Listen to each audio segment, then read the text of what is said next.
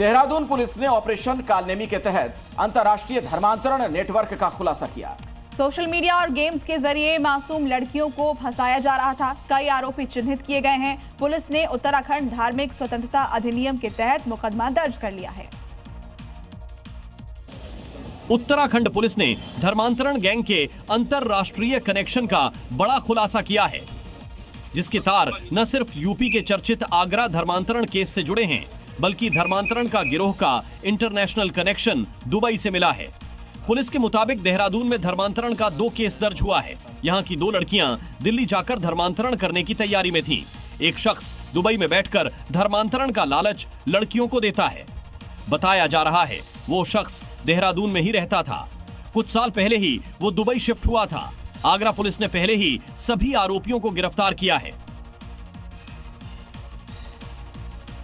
काशी विद्वत परिषद ने हिंदू आचार संहिता तैयार कर ली है। इसे तैयार करने के लिए बड़े बड़े विद्वानों की सलाह ली गई। 356 पृष्ठों की इस संहिता में दहेज प्रथा पर रोक और मृत्यु भोज को सीमित करने जैसे प्रावधान हैं।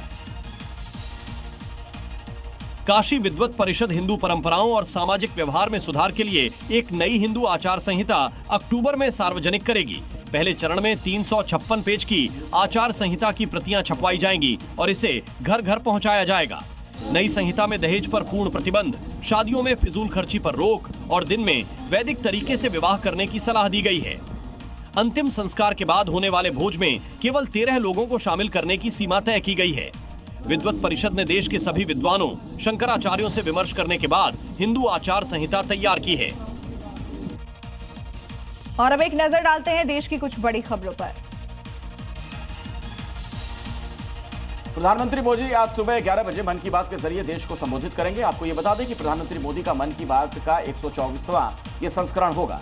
इस दौरान बीजेपी अध्यक्ष और केंद्रीय मंत्री जेपी नड्डा डिफेंस कॉलोनी में बूथ कार्यकर्ताओं के साथ प्रधानमंत्री मोदी के मन की बात कार्यक्रम को सुनेंगे। आज मन की बात में प्रधानमंत्री अपनी विदेश यात्राओं का जिक्र कर सकते हैं। कांग्रेस सांसद राहुल गांधी ने शनिवार को गुजरात का दौरा किया। इस दौरान राहुल गांधी ने गंभीरा पुल हादसे के पीड़ितों से मुलाकात की। आपको बता दें कि इस साल 9 जुलाई को पुल ढहने से हादसे में करीब 20 लोगों की मौत हुई थी। तो वहीं एक बार फिर राहुल गांधी ने गुजरात से चुनाव आयोग पर पक्षपात करने का आरोप लगाया और कहा कि उन्हीं के कारण कांग्रेस चुनाव हार रही है। यूपी की राजधानी लखनऊ से सटे उन्नाव जिले में देश की पहली एआई बेस्ड यूनिवर्सिटी खुल गई है। इस दौरान सीएम योगी ने एआई बेस्ड चंडीगढ़ यूनिवर्सिटी के कैंपस का उद्घाटन किया। आपको यह भी बता दें कि चंडीगढ़ यूनिवर्सिटी ने 2500 करोड़ से 63 एकड़ में कैंपस बनाया, जहां data science, artificial intelligence, cyber security management समेत 45 कोर्स पढ़ाए जाएंगे। यूपी, राजस्थान, मध्य प्रदेश, हिमाचल समेत देश के कई राज्य इन दिनों मानसूनी बारिश के चलते परेशानियों का सामना कर रहे हैं। फिलहाल बारिश का यह सिलसिला थमने का नाम नहीं ले रहा और आज भी पश्चिमी मध्य प्रदेश, गुजरात, पूर्वी राजस्थान में भारी बारिश का अलर्ट है। तो वहीं हिमाचल प्रदेश, उत्तराखंड और जम्मू कश्मीर में भी आज भारी बारिश होने की संभावना जताई गई है। यह सिलसिला 30 जुलाई तक जारी रह सकता है।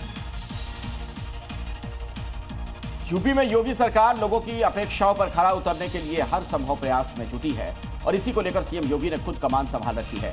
रोजाना वो अधिकारियों और नेताओं के साथ कई अहम बैठक कर रहे हैं। शनिवार को भी सीएम योगी ने विकास कार्यों को लेकर अयोध्या और देवीपाटन मंडल के जनप्रतिनिधियों के साथ समीक्षा बैठक की, जिसमें उन्होंने कहा कि जन अपेक्षाओं पर खरा उतरना सरकार की प्राथमिकता है। बड़ी खबर आपको बता दें, अमेरिकन एयरलाइंस के विमान में आग लगी है। विमान की लैंडिंग के दौरान आग लगी है। दरअसल लैंडिंग गियर में आग लग गई है। डेनवर एयरपोर्ट पर यह हादसा हुआ है। आग लगने से रनवे पर अफरा तफरी की स्थिति देखने को मिली।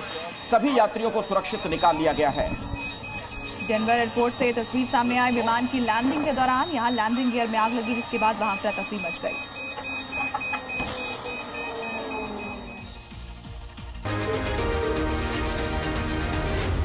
जी